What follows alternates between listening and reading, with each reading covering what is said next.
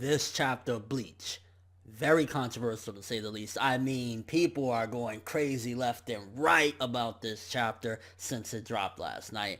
And yeah, let's talk about it. Alright, so for starters, with this chapter, the x-axis is still going, and to be honest with you, this motherfucker should have died ages ago, I feel. I mean, you gotta think about it for a second. Just sit down and think for a second.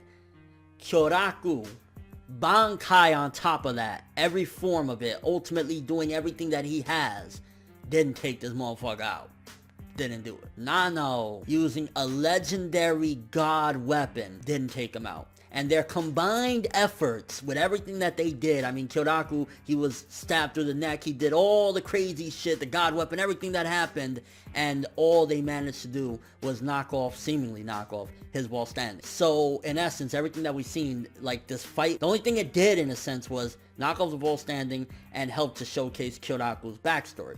But then in come this chapter, and all of a sudden now, another person is fighting the x-axis, and it's somebody that is kind of random. It's kind of like out of nowhere. It's like it went from Kyoraku to Nano with the god weapon to now Kita. Which Kita, there's a slight mixed feeling that I have in regards to the Kita thing, because on one half is like, you know, any person that there's a badass character that returns, well, he looks kind of badass in this chapter. I was never a Kita fan to begin with, but the fact that he came back and he's like, I'm a dead man and all this shit, that was kind of cool. But in essence, what really bothers me and makes me feel like, oh, is the big thing that started off this war for me, that really showed me no one's safe, this is gonna be bloody as fuck, was the fact that Kita got impaled and killed, seemingly. Now, it's been rummaging around for, I believe, a month or two, that Kita is still alive, because it was confirmed in the data books that he was alive, and I think we even seen him on a respirator in one of the chapters, I'm not sure. But I was just thinking to myself, like, why the fuck would you mess up the impact that the beginning of this arc had with everyone biting the dust? Then all of a sudden, oh, yeah, Kita's still around, and he's looking maybe like he could be mechanical. Mayuri did something to make him a cyborg. Like, now we got Teen Titans going this bitch. Cyborg, yeah. And I'm just like, ugh, because one, it's random as fuck. It was like, it made sense for, you know, the whole backstory and everything to tie the Nano working together with Kyoraku to take down the X-axis and all that shit. But all those combined efforts, and now Kita's gonna do what all that couldn't do. Now, granted, he seemingly doesn't have the wall standing anymore, so he's a lot weaker now. And he's like, what the fuck is up with that design? He looks like a fucking chicken. There's like a bunch of chickens just running. Like, what the like, yo, no. I'm just thinking to myself, like, okay, Kita, he's kind of badass right now, but you shouldn't be there to begin with, and it's random as fuck. And if you think about it, Kyoraku's fight, Nano's god weapon, all that was for nothing, because all it did was take out his wall standing, and now another lieutenant is gonna try and finish it off. That is pretty much half dead there already. Like, he's missing half of his fucking torso, and he's still running around. Like, it really feels to me like a betrayal to a certain degree of what I felt, how much love and passion I had at the beginning of this war, when everybody was just being taken out, no one was safe, because it was like, little did you know, they were safe, motherfucker. Like, that's how I feel Kubo did us with this Kita coming back. It's like, it's cool as shit, and it's kind of like how you would feel when, I don't know, Naruto the Edo Tensei went down, except Edo Tensei wasn't even permanent to begin with, and it was just a whole different monster in and of itself. But him coming back is like, even the whatever repairs Mayuri did or whatever, it was like, no, because it made me feel like this is insane.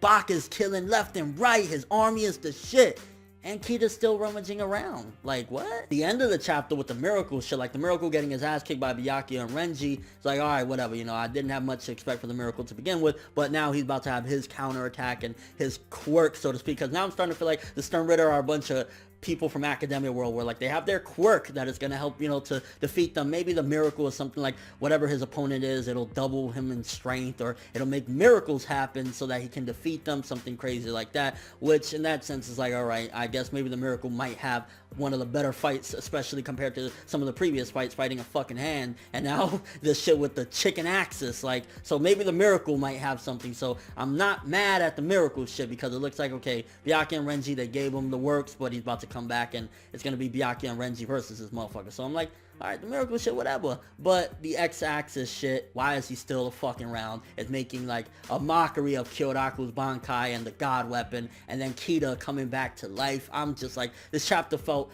to a certain degree like a mess. It felt like a mess, and I know there's gonna be people that defend it. Feel free to defend it. Feel free. If you have some legitimate logic behind your defense, I'm all for hearing it. But at the end of the day, it is what it is. You don't take out the impact later on down the road of what happened with Kita. Like, how is a half-dead man about to fight the X-axis now when the Bankai and the God Weapon, I don't care if his wall standing's gone, and still, it makes a mockery of the fight that Kyoraku had and Nano's God Weapon had. Like, come on, son. Let me know what you thought of this chapter, though. How did you feel about Kita coming back? I know, again, I had a little bit of excitement, like, yo, he said I'm a dead man and shit like that's pump, but the reaction, the raw feeling I had when he was killed in the beginning is taken away now. Kyoraku's fight with the Bankai and everything, it feels like, didn't do nothing. The God Weapon couldn't take it out. Nano looking like shit because she was the last ditch effort from Kyoraku. Still couldn't take him out completely. Now Kita's back, like, and overall thoughts of the chapter. I'm looking forward to the miracle. Like, I was not fond of the miracle, but now I'm kind of looking forward to him. So with all that being said, honestly, this chapter I want to say maybe 3 to a 4. More so leaning towards 3.5 probably, simply because the setup with the miracle, it might be something cool. I'm looking forward to seeing Byakuya and Renji working together for a big fight, so that's something to be hype about. But the Kita returning, X-axis still around, making a mockery of Kyoraku's Bankai and the God Weapon is like, no.